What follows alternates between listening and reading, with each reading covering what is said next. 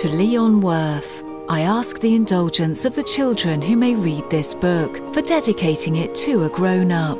I have a serious reason. He is the best friend I have in the world.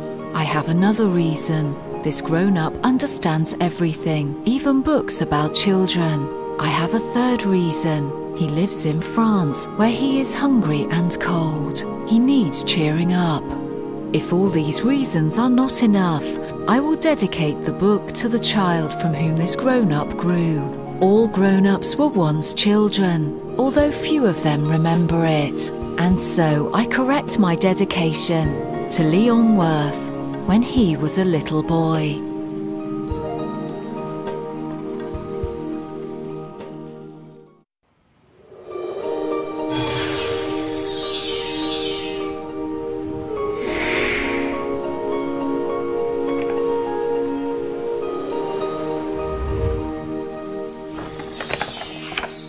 Once, when I was 6 years old, I saw a magnificent picture in a book called True Stories from Nature about the primeval forest.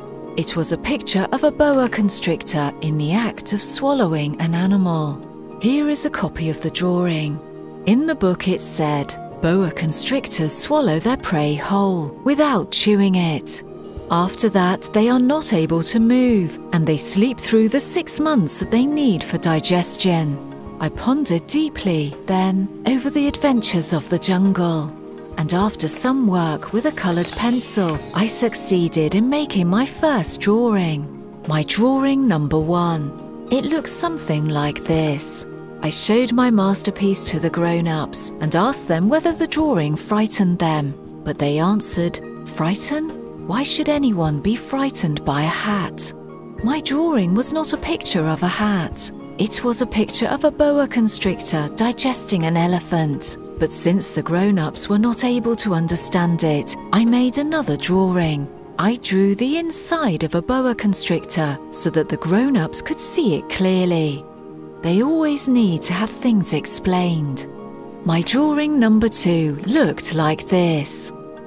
The grown-up's response this time was to advise me to lay aside my drawings of boa constrictors, whether from the inside or the outside, and devote myself instead to geography, history, arithmetic, and grammar.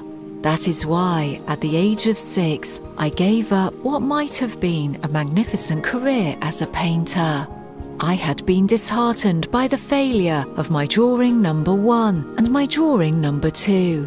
Grown-ups never understand anything by themselves, and it is tiresome for children to be always and forever explaining things to them. So then I chose another profession and learned to pilot aeroplanes. I have flown a little over all parts of the world, and it is true that geography has been very useful to me. At a glance, I can distinguish China from Arizona. If one gets lost in the night, such knowledge is valuable. In the course of this life, I have had a great many encounters with a great many people who have been concerned with matters of consequence. I have lived a great deal among grown-ups. I have seen them intimately, close at hand, and that hasn't much improved my opinion of them. Whenever I met one of them who seemed to me at all clear-sighted, I tried the experiment of showing him my drawing number 1, which I have always kept.